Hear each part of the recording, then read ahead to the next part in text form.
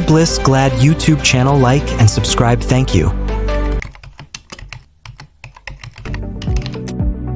A young woman, Maya, had spent years building her dream career.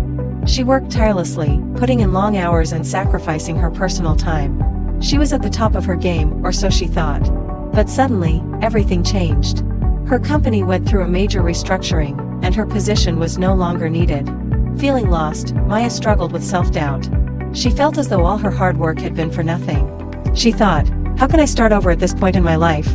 One day, while scrolling through social media, she came across a quote that changed her perspective. It's okay to start over.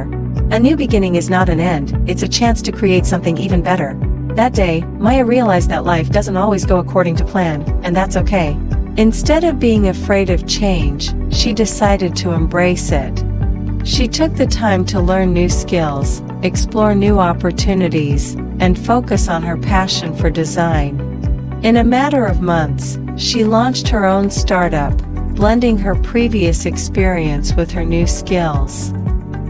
Explore new opportunities, and focus on her passion for design. In a matter of months, she launched her own startup, blending her previous experience with her new skills. Today, Maya is more successful than she ever imagined, not because she never faced setbacks, but because she never gave up.